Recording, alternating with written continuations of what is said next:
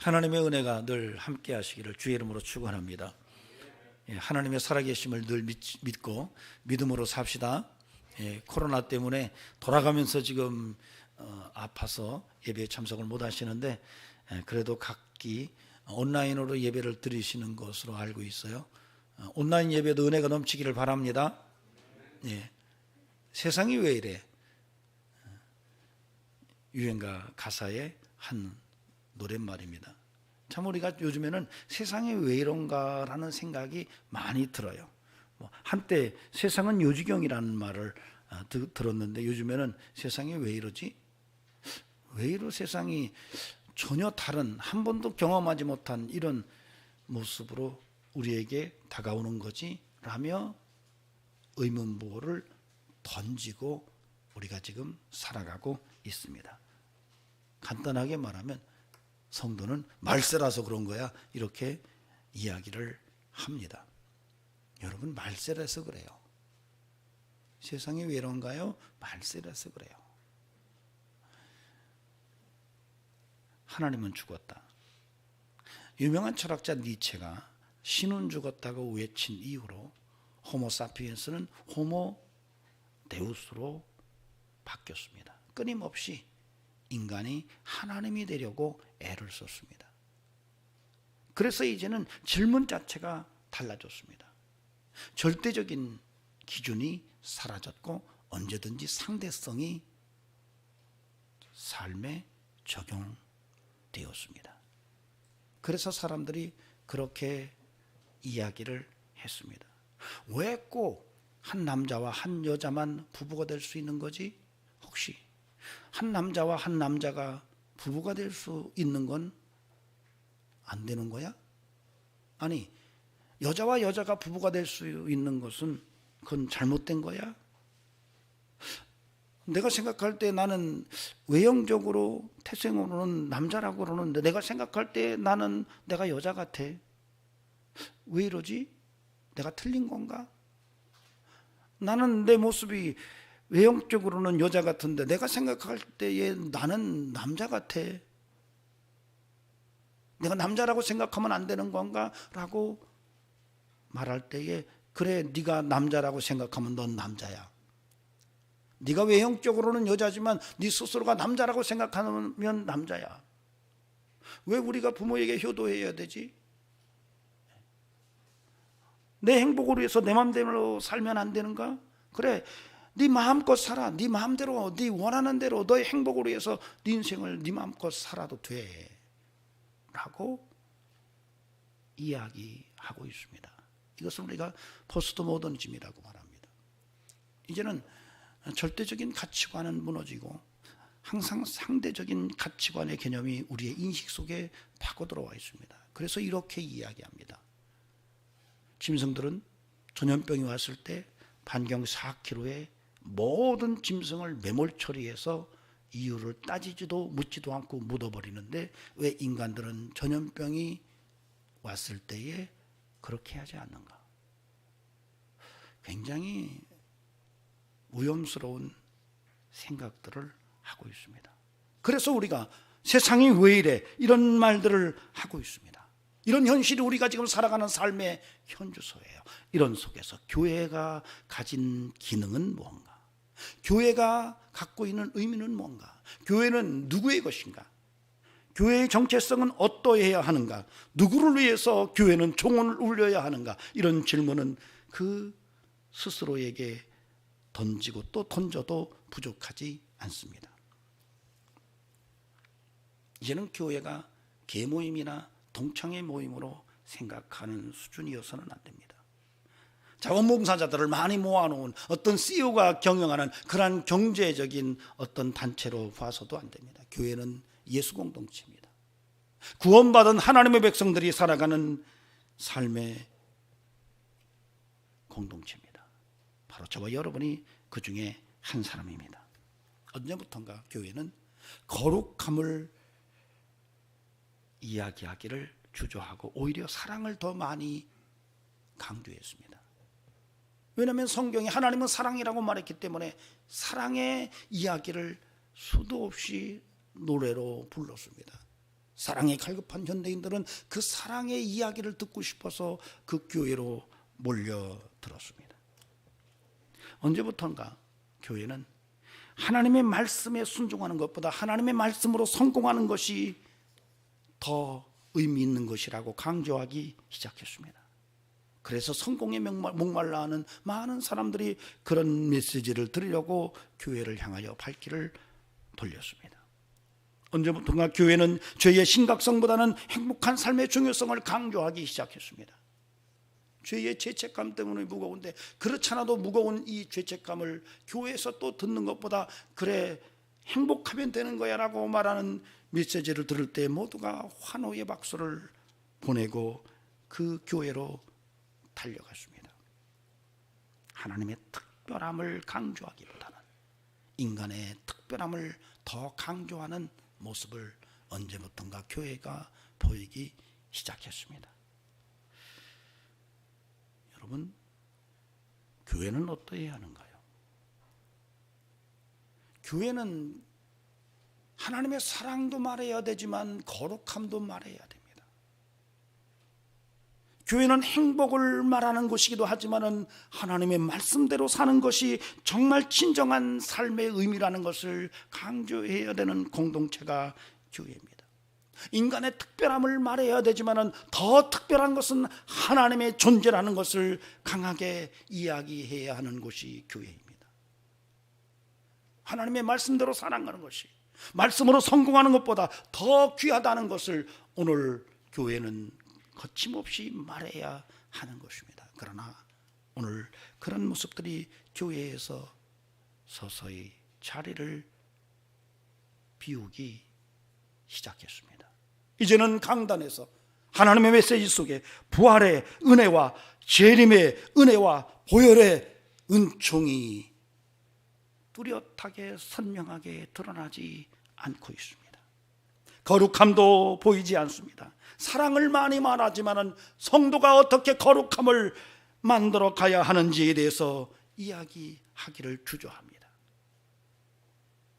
하나님의 특별함이 더 소중한데 인간의 특별함이 강조되고 있습니다.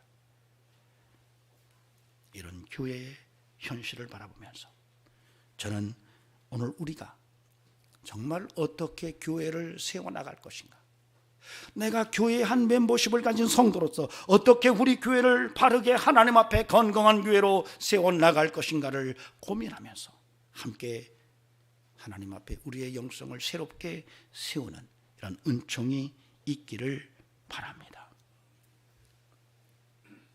교회는 세상의 공동체와는 다릅니다. 만약에 교회가 세상의 공동체처럼 세워진다면 교회의 수를 더하는 것은, 교회의 성도 수를 더하는 것은 그저 모으는 의미밖에 더 이상 다른 의미는 없습니다. 모으는 교회로서 존재하는 것은 성경적인 교회의 모습이 아닙니다. 교회는 하나님 나라를 성취해야 되고 거기에 들어오는 성도들은 누구든지 천하보다 귀한 생명들임을 아는 모습이어야 합니다. 저는 우리 교회가 그렇게 생명 있는 교회로 세워지고 하나님께 영광 돌릴 수 있기를 바랍니다. 이제는 교회가 실용주의를 벗어나고 어떤 프로그램에 의해서 교회가 세워져 나가는 이런 모습이 아니라 정말로 복음의 역사, 십자가의 권능, 그리고 성령의 역사 속에서 교회가 하나님의 나라임을 분명하게 색채를 드러내면서 하나님의 영광을 함께 공유하는 공동체로 나아갈 수 있기를 바랍니다. 저는 우리 교회가 그런 모습으로 세워지기를 주의 이름으로 간절히 소망합니다. 하나님이 세상을 이처럼 사랑하사 독생자를 주셨으니 이는 저를 믿는 자마다 멸망치 않고 영생을 얻게 하리라 하셨어요. 예수 믿으면 영생을 얻는답니다. 도적이 오는 것은 도적질하고 죽이고 멸망시키려고 오지만 예수께서 오신 것은 우리로 생명을 얻게 하고 더 풍성한 삶을 주시기 위해서 오셨다고 말씀하셨어요. 여기서 우리는 오직 예수로 구원받는다고 그렇게 확신합니다. 믿으십니까? 오직 예수로 구원받아요. 예수 외에는 다른 구원의 길이 없어요. 오직 예수 그리스도만이 우리에게 구원의 길이고, 그분을 붙들 때에 우리가 영원한 하나님의 자녀로 존재의 의미를 갖습니다. 이런 신앙을 우리는 구원신앙이라고 말합니다. 그래, 예수로만 구원받아, 그래 예수 믿고 하나님의 자녀가 되는 거야 라고 신앙 고백할 때 이것을 구원신앙이라고 말합니다. 그런데 이 구원신앙과 약간 방향성이 다른 신앙이 있습니다. 태초에 하나님이 천지를 창조하시니라. 그래, 하나님이 천지를 창조하셨음을 내가 믿어. 아니, 하나님이 천지를 창조하셨다는 것을 믿고 나니까 하나님이 나를 위해서 구원하신다는 것은 너무 자연스러워 라고 고백을 하는 이런 신앙의 모습도 있습니다. 우리가 예수를 믿고 나니까 천지가 하나님의 말씀으로 지어진 것이 믿어지듯이, 내가 천지가 하나님의 손의 말씀에 의해서 지어진 것을 믿고 나니 그분이 독생자를 십자가에 못 박으시면서 나를 구원하셨다는 것이 거침없이 아멘이 되는 것과 같은 모습이 우리의 신앙의 모습 속에서 확인됩니다. 이렇게 창조의 시작부터 신앙이 세워지는 믿음을 창조신앙이라고 말합니다. 약간 방향성이 달라요. 오직 예수로 구원받는다는 주장이 구원신앙이라면, 하나님이 창조를 통해서 우리를 섭리하시고 우리의 인생을 이끌어 가신다라고 하는 믿음으로 시작되는 신앙을 창조신앙이라고 말합니다. 이 두 가지가 서로 다른 것 같은데 사실은 동전양면 같은 것입니다. 구원신앙과 창조신앙은 다르지 않고 하나예요. 이것을 바울이 통합을 합니다. 고린도후서 5장 17절에서 누구든지 그리스도 안에 있으면 새로운 피조물이라, 이전 것은 지나갔으니 보라 새 것이 되었다고 말합니다. 누구든지 그리스도 안에 있으면 새로운 피조물이다. 누구든지 그리스도 안에 있으면 구원받는다고 말합니다. 그리고 그 구원받는 그 삶이 새로운 창조를 경험하게 된다고 이야기를 하고 있습니다. 그래서 여러분, 구원신앙과 창조신앙은 뗄 수 없는 하나예요. 여러분, 예수 믿고 하나님의 창조가 믿어져야 됩니다. 하나님의 창조가 믿어진다면 예수 안에서 구원받는다는 것이 흔들림이 없이 확증되어야 합니다. 저는 우리 성도들에게 그런 은혜가 항상 균형 있게 살아있기를 바랍니다. 여기서 새로운 창조에 대한 이야기를 하고 싶어요. 여러분, 우리가 예수 믿고 구원받았어요. 우리가 예수 믿고 예수 안에서 구원받고 거듭난 하나님의 백성으로 살아가는데, 그럼에도 불구하고 거기서 삶의 여정이 끝나는 것이 아니라 끊임없이 우리는 예수 그리스도로 인하여 새로운 창조의 변화를 경험하게 된다는 거예요. 여러분, 저와 여러분이 끊임없이 예수 안에서 변화가 가능해야 되고, 그렇게 변화되어야만이 정말로 우리가 구원받은 믿음의 백성이라는 것이 확증된다는 것을 오늘 우리가 알아야 됩니다. 변화되고 있습니까? 변화되십니까? 예수님으로 구원받고 그 예수 안에서 새로운 피조물로 변화되고 있으십니까? 여러분에게 그런 놀라운 고백이 분명하게 드러날 수 있기를 간절히 바랍니다. 그래서 오늘 우리는 변화에 대해서 함께 생각해 보고 싶습니다. 우리가 성경 속에서 어떠한 삶의 변화가 우리에게 꼭 반드시 필요한 것인지, 그리고 그 변화가 우리 속에서 어떻게 고백되어야 하는지, 그 변화가 우리 속에서 어떤 기능을 하는지, 그리고 반드시 우리가 양보하지 않아야 말아야 될 변화가 어떤 것인지, 이런 주제를 가지고 함께 말씀을 통해서 하나님의 음성을 듣는 은혜의 시간을 갖고 싶습니다. 오늘 본문은 우리가 너무 잘 아는 가나의 혼인잔치 이야기입니다. 가나의 혼인잔치가 벌어졌습니다. 예수님도 초청을 받았어요. 어머니 마리아도 초청을 받았습니다. 예수님의 제자들도 초청을 받았어요. 같이 들어갔습니다. 그런데 갑자기 어머니 마리아가 예수님에게 그렇게 말씀하세요. 포도주가 떨어졌다. 그 말을 들은 예수님께서 말씀하십니다. 여자여, 그것이 나와 무슨 상관이 있나이까? 아직 내 때가 이르지 아니했습니다. 그렇게 말하는 예수님을 뒤로 하고 마리아는 하인들에게, 일하는 일꾼들에게 무슨 말씀을 하시든지 무엇이든지 그대로 하라고 이야기를 합니다. 예수님께서 곧바로 그 안에 정결의식을 위해서 준비된 두세 통 드는 돌 항아리 6이 있는 것을 보시고 거기에 물을 채우라고 말씀하십니다. 하인들이 거기에 물을 채웁니다. 아구까지 꽉 채웁니다. 예수님께서 말씀하세요. 그 물을 떠다 줘라. 연회를 관리하는 이 책임자에게 그 물을 떠다 줘라. 여러분 한번 생각해 보세요. 여러분이 물을 지금 금방 떠왔어요. 그 물을 갖다 떠다 연회장에게 갖다 주라고 할 때 여러분 할 수 있겠나요? 참 대단하죠. 떠다 줬어요. 그런데 그것이 포도주가 된 거예요.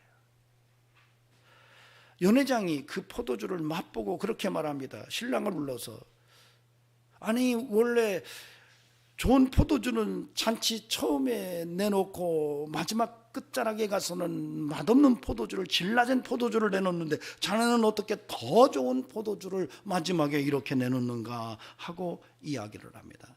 근데 그 연회장은 그 포도주가 어떻게 만들어졌는지를 몰랐어요. 그러나 그 포도주가 어떻게 만들어진 것을 아내들이 있었어요. 바로 물을 떠다 준 일꾼들이었어요.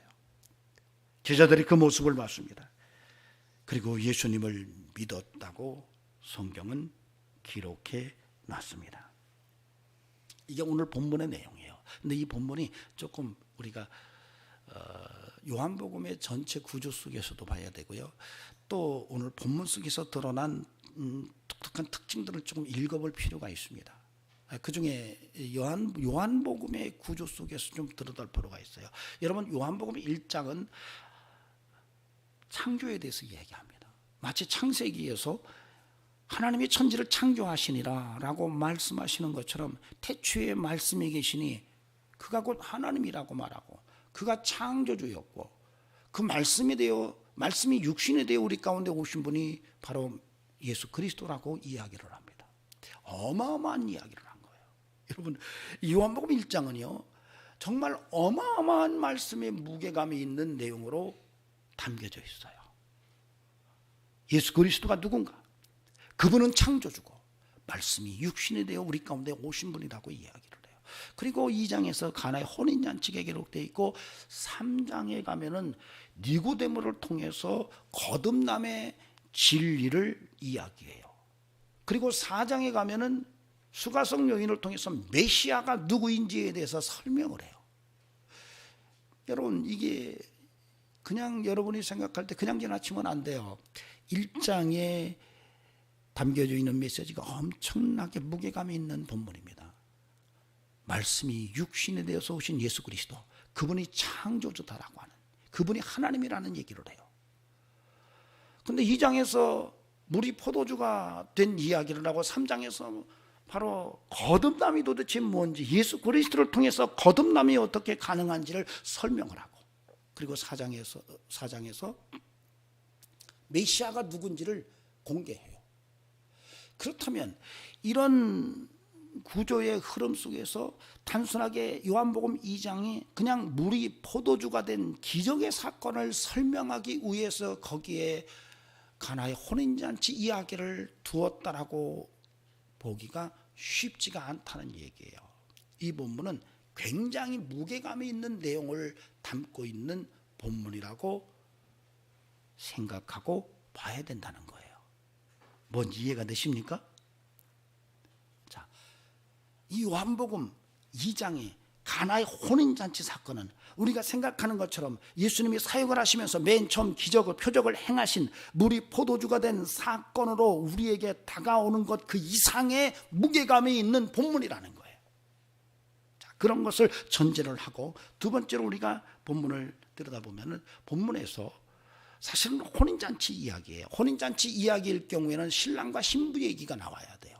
근데 본문 속에서 신랑과 신부 얘기는 굉장히 작은 부분에 할애되어 있어요.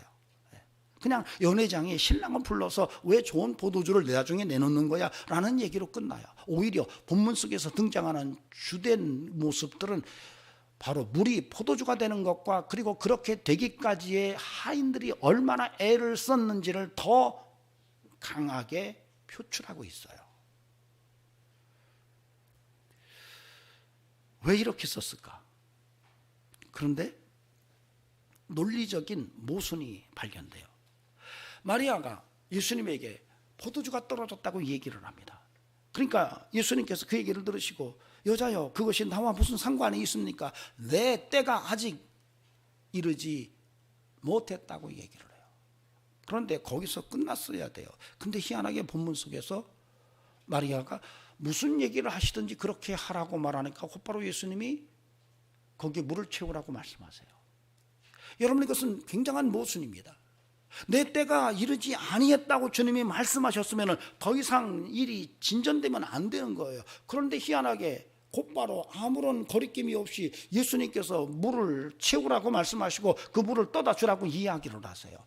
이런 논리적 모순이 가진 의미가 도대체 뭘까? 여러분, 성경에서는 때로는 굉장한 모순된 본문들이 발견됩니다. 그러나 그것은 잘못된 본문이 아니라 오히려 굉장히 중요한 의미를 담기 위한 문학적 기교라는 거예요. 자, 이런 것들을 우리가 보면서 오늘 본문을 들여다보면 구조가 교차 대구형이에요. A, B, C, C-, B-, A- 이렇게 쓰여져 있어요. A는 1절과 2절입니다. 사흘째 되던 날 갈릴리 가나에 혼례가 있어서 예수님 어머니와 그리고 예수님과 제자들이 거기에 청함을 받은 얘기예요. 여기와 대꾸가 되는 것이 11절입니다. 11절에서 예수님이 가나에서 제자들과 첫 표적을 행하시고 그거로 인해서 제자들이 예수님을 믿었다라는 얘기를 하는 것으로 서로 대조를 대꾸 형식으로 표현하고 있어요. B는 3절입니다. 포도주가 떨어진지라 이런 게 나와요. 이 3절과 대꾸가 되는 구절은 9절에서 10절입니다. 이 B죠. 연회장에서 물로 된 포도주 얘기가 나와요. 그러니까 3절에서는 포도주가 떨어졌다 이렇게 나오는데 9절 10절에서는 물로 된 포도주가 있더라. C는 4절에서 6절입니다. 그리고 C'는 7절 8절이에요. 여기 4절에서 6절 그리고 7절에서 8절은 동일한 문학 구절체가 평행을 해요. 예수께서 이르시되라는 말이 두 번 동일하게 평행을 합니다. 자, 이런 구조 속에서 하나님께서 우리에게 어떤 메시지를 주시려 하는가? 한 가지 더 여기에 보태고 싶은 게 있어요. 그것은 당시에 이스라엘에서 특히 갈릴리에서 있었던 혼인 예식이 어떻게 진행됐는가라고 하는 거예요. 이게 왜 중요하냐면 여러분에게 혹시 시간이 되신다면 다큐멘터리 영화 하나를 소개하려고 합니다. 가나의 혼인잔치 언약이라는 영화가 한 1시간 정도의 분량으로 상영이 됐는데 코로나 때문에 많은 이들이 보지는 못했어요. 이건 다큐멘터리입니다. 거기에서 특별히 이 갈릴리 지역에서 혼인잔치가 어떠했는지를 아주 논리적으로 정확하게 설명을 합니다. 그런데 갈릴리 가나에서 혼인잔치는 당시 고대 근동에서 있었던 혼인잔치와는 굉장히 다른 모습이었다라고 하는 거예요. 고대 근동뿐만 아니라 다른 이스라엘 지역에서 있었던 혼인과 갈릴리 지역에서 있었던 혼인은 차이가 있었다고 말을 합니다. 그 차이가 뭘까? 그 내용을 설명을 해요. 그런데 주님께서 이 혼인잔치를 통해서 성경 속에서 굉장히 중요한 메시지를 집중적으로 설명을 합니다. 주님만이 아니라 성경 속에서 이 혼인잔치의 이미지를 가지고 굉장히 중요한 영적인 메시지를 우리에게 전하고 있어요. 열처녀의 비유를 통해서 주님의 다시 오심을 설명을 합니다. 그 다음에 마태복음 22장에서 한 임금이 아들을 혼인잔치에 내어놓고 사람들을 초청하는 얘기가 나와요. 많은 사람들을 초청했지만 오지 않아요. 그리고 요한계시록 19장에서 어린 양의 혼인잔치 얘기가 나와요. 그런데 이 혼인잔치 얘기가 모두 주님의 다시 오심 종말과 연계되어져서 쓰여지고 있다는 것이 참으로 독특한 모습이라는 거예요. 자, 그런데 갈릴리에서 혼인잔치가 있을 때에 그 패턴이 있는데 그걸 좀 설명을 드린다면 혼인을 하게 되면 정혼을 합니다. 정혼을 하는 것은 사실 결혼이지만 우리가 말하는 약혼 같은 거예요. 함께 부부가 되기로 서로 약속을 하는 겁니다. 근데 이 정혼은 실제로는 결혼과 같아요. 만약에 정혼을 한 다음에 그 혼인을 깨려면 이혼 증서를 써줘야 돼요. 근데 그런 정혼이 어떻게 되냐면 신랑이 신부를 만나서 공개적으로 많은 증인들 앞에서 포도주를 따라줍니다. 신부가 그 포도주를 받으면 혼인의 수용을 의미해요. 그러니까 신랑이 주는 포도주 잔을 신부가 받으면 둘은 부부가 되기로 정혼하는 거예요. 만약에 여자가 no 하고 거부하면 혼인이 안 되는 거예요. 여자에게 최종 권한이 있어요. 그렇게 결혼이 정혼이 되면 1년 정도를 서로 헤어집니다. 곧바로 사는 게 아니고 헤어져서 이제 결혼식 준비를 해요. 정식 결혼식 준비를 해요. 그래서 남자는 집으로 돌아가서 집을 짓습니다. 신부를 데려다가 함께 살 집을 짓기 위해서 목재를 구입하고 여러 가지 자재들을 가지고 결혼식을 구체적으로 준비해요. 그럼 신부는 뭐 하느냐? 다시 집에 돌아가서 신부로서 결혼식 날 입을 아름다운 신부의 면사포를 준비하고 몸과 마음을 정결케 다듬는 일을 1년 동안 해요. 근데 그들이 언제 결혼할지는 아무도 몰라요. 아버지만 알아요. 신랑의 아버지만 알아요. 신랑의 아버지가 아들에게, 아들이 가만히 보니까 집도 다 짓고 모든 준비가 다 끝났다. 이제 이 아들이 자기 신부를 데려올 때가 됐구나. 그러면 아버지는 아들에게 이제 가서 네 아내 신부를 데려와라 라고 타이밍을 줘요. 그러면 그 아들은 나가서 나팔을 막 불면서 신부의 집으로 가면은 동네 사람들이 그 나팔 소리를 듣고 다 나오는 거예요. 다 나와서 신부의 집 앞으로 모여서 신부가 1년 동안 잘 준비한 아름다운 모습으로 나올 때에 신랑의 가마꾼들이 신부를 태우고 신랑 집으로 들어가요. 그 하객들이 다 따라가면서 신랑의 집으로 들어가면서 문이 닫혀요. 그렇게 문이 닫히면 더 이상 문은 열어주지 않아요. 이게 갈릴리에서 있었던 혼인식의 모습이에요. 여러분, 이 모습은 주님의 재림을 말하는 메시지를 담고 있다는 거예요. 포도주잔을 받았어요. 1년 동안 각기 따로따로 결혼식을 준비해요. 신랑이신 예수님께서 여러분에게 포도주잔을 던졌어요. 여러분에게 포도주잔을 내밀었어요. 여러분의 신부로서 그 포도주잔을 언약으로 받았어요. 그리고 그 예수님께서는 이렇게 말씀하셨어요. 내가 처소를 예비하러 가노니 내가 그 처소를 예비하면 다시 너희를 데리러 올 것이라고 약속하셨어요.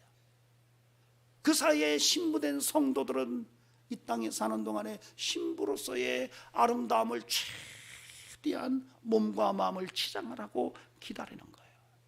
그런데 그 신랑이 신부를 데리러 오는 타이밍을 아는 분은 아버지밖에 없어요. 아무도 몰라요. 아들도 몰라요.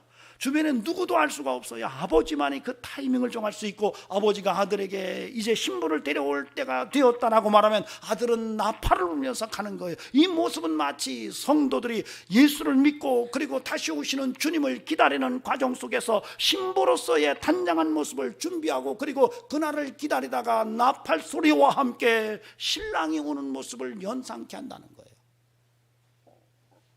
이런 배경 속에서 오늘 본문이 우리에게 주는 중요한 메시지가 무엇인가? 그 첫째는 여러분, 때가 오고 있다는 거예요. 아까 이 가나의 혼인잔치 얘기를 하면서 예수님께서 내 때가 아직 이르지 못했다고 말하는 이 타이밍이 사실은 물로 포도주를 만드는 이 타이밍이 아니라 주님의 재림의 타이밍이라는 거예요. 정해진 하나님의 타이밍이 반드시 있음을 오늘 이 본문이 우리에게 이야기하고 있다는 것입니다. 주님은 다시 오셔요. 여러분, 그래서 요한복음 1장에서 천지 창조와 버금가는 놀라운 창조 이야기를 하고 그 말씀이 육신이 돼서 우리 가운데 오신 분이 바로 예수 그리스도라고 이야기한 다음에 그 무게감 있는 말씀과 정말로 무게감 있는 이야기로 가나의 혼인잔치를 기록한 것은 바로 마지막 종말의 메시지를 담아놨다는 거예요. 창조의 이야기가 있고 그 다음에 종말의 이야기가 있고 그 종말의 이야기 속에 예수 그리스도의 재림의 이야기가 있고 그 다음에 바로 거듭남의 진리의 이야기가 3장에 나타나고 그리고 메시아가 누구냐, 그분이 도대체 어떤 분이냐가 4장에 나타나는 것으로 이 요한복음 1장부터 들여다보면은 이 가나의 혼인잔치 얘기는 바로 주님의 재림의 메시지를 담고 있다는 거예요. 여러분, 주님은 다시 오십니다. 여러분, 주님이 다시 오신다는 것을 믿고 믿음으로 준비된 신부의 모습을 지켜낼 수 있기를 주의 이름으로 간절히 축원합니다. 정말로 중요한 것입니다. 주님이 다시 오신다는 사실을 우리가 분명히 깨닫고 그 믿음을 붙들고 이제 그 때를 기다리면서 정말 정결한 신부로 준비하고 또 준비해서 신랑이 오실 때에 정말 아름다운 신부로 서는 이 영성, 이것이 오늘 저와 여러분에게 요구되고 있다는 사실입니다. 저와 여러분이 신부로 정결하게 준비되는 이런 은총이 함께하기를 간절히 바랍니다. 주님 다시 오실 날이 다가오고 있습니다. 세상이 왜 이래? 요지경 세상이라고 말하는 이유는 바로 종말이 다가왔기 때문에 그런 것입니다. 주님 오실 날이 다가왔기 때문에 우리 모두가 한 목소리로 다 그러는 거예요. 왜 이렇게 세상이 어지러운 거야 라고 말하는 거예요. 여러분, 이때에 성도는 머리를 털어야 합니다. 지금 노아의 때와 같고 정말 소돔과 고모라의 때와 같은 이 현실 앞에서 성도가 바로 믿음을 바로 세우고 주님의 신부로서 주님의 다시 오심을 준비하는 이런 영적인 뜨거움이, 열정이 살아 있어야 할 줄로 믿습니다. 주님이 다시 오실 때에 우리는 호련히 변화될 것입니다. 여러분, 변화될 것을 믿으십니까? 주님이 다시 오실 때에 우리는 주님의 부활체의 모습으로 호련히 변화될 거예요. 바울은 고린도전서 15장 51절에서 53절에 이렇게 이야기합니다. 보라, 내가 너희에게 비밀을 말하노니 우리가 다 잠잘 것이 아니오 마지막 나팔의 순식간에 호련히 다 변화되리니 나팔 소리가 나매 죽은 자들이 썩지 아니할 것으로 다시 살아나고 우리도 변화되리라. 이 썩은 것이 반드시 썩지 아니할 것을 입겠고 이 죽을 것이 죽지 아니함을 입으리로다. 우리가 호련히 변화된답니다. 주님이 부활하신 모습으로 우리가 변화된다는 거예요. 여러분, 이 믿음을 가지고 저와 여러분이 주님의 신부로서 신랑 되신 주님을 기다리면서 이 삶을 순례자의 길을 살아가며 승리의 믿음을 지켜내는 은총이 함께 할 수 있기를 바랍니다. 우리는 정혼한 자들입니다. 주님이 우리에게 내미신 그 언약의 포도주 잔을 받아들였습니다. 신부예요. 그 잔을 받은 자마다 그날에 호련히 변화될 것입니다. 마치 물이 포도주로 변하듯이 완벽하게 다른 모습으로 변화될 것입니다. 여러분, 이걸 믿으시기 바랍니다. 주님이 다시 오실 때에 분명하게 내 모습이 물이 포도주로 변한 것처럼 분명하게 새롭게 변화되어 주님을 만나는 신부로서 서게 된다는 사실을 오늘 우리가 교리적으로 분명하게 깨닫고 믿음의 선한 싸움을 힘써 싸워나가는 이런 영성이 우리 속에 충만케 되기를 주의 이름으로 간절히 축원합니다. 여러분, 주님의 재림의 얘기는 꿈에는 얘기가 아니에요. 상상의 얘기가 아닙니다. 실제적인 얘기예요. 이것은 정말로 성도가 포기해서는 안 돼요. 하나님의 천지 창조와 하나님의 마지막 오심의 이야기는 결코 우리가 놓쳐서는 안 되는 거예요.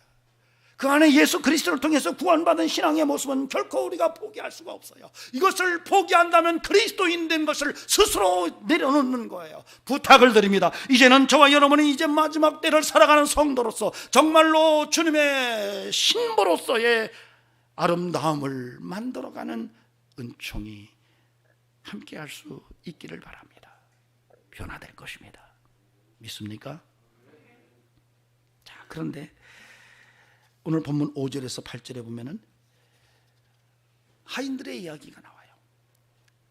하인들이 두세 통 드는 항아리 6에다가 물을 가득 부어요. 아구까지 꽉 채웁니다.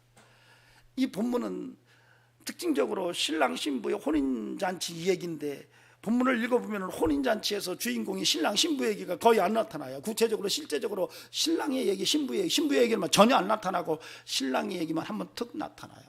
왜 이런 모습으로 본문이 쓰여졌을까? 여러분, 매우 의도적이에요. 왜냐하면 진짜 신랑이 예수님이기 때문에 그래요. 예수님이 신랑이기 때문에 그래요. 그래서 신랑의 모습이 안 나타나는 거예요. 그리고 신부의 모습이 안 나타나요. 그런데 일꾼의 모습이 신부의 모습으로 은유화되어 있어요. 그러니까 이 일꾼의 모습들이 바로 신부의 모습이고, 바로 예수님의 모습이 신랑의 모습이라는 것을 우리가 은유적으로 이 본문 속에서 읽을 필요가 있다는 거예요. 여러분, 물이 포도주로 바뀝니다. 그런데 그 물이 포도주가 되는 과정 속에서 주님의 역사와 주님의 말씀이 있었지만은, 그런 물이 포도주가 되는 과정 속에서 엄청난 노력과 수고의 땀이 이 일꾼들에게서 있었어요. 그들이 그 6개의 두세 통 드는 이 돌 항아리 6개의 물을 가득 채워요. 여러분, 잔치집을 여러분이 기억해 볼 필요가 있습니다. 잔치집에 굉장히 바쁩니다. 정신없어요. 잔치집에 일꾼으로 일하는 사람들은 정신없습니다.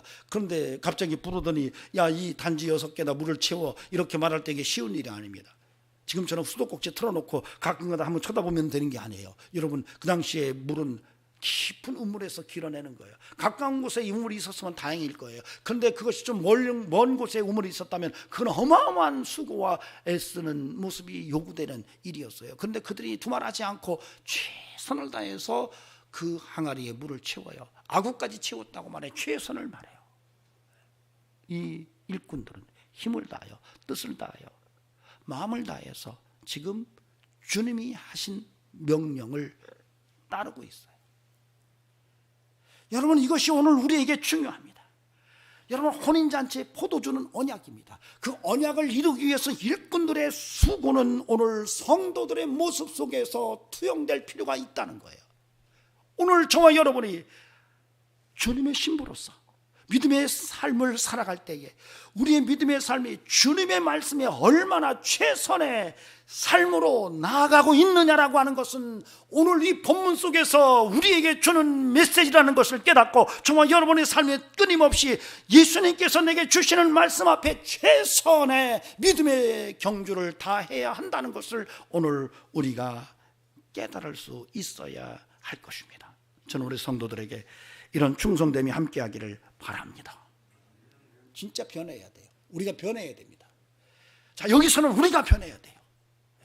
여러분, 변해야 돼요. 여러분이 예수를 믿었어요. 그러나 예수 믿는 것으로 끝나면 안 돼요. 끊임없이 새로운 피조물로, 새로운 창조적인 역사가 성도들의 삶 속에 예수 그리스도로 말미암아 일어나야 되는 거예요. 오늘 저와 여러분에게 그런 역사, 변화의 역사가 삶 속에서 구체적으로 드러날 수 있기를 주의 이름으로 간절히 축원합니다. 니들이 개 맛을 알아?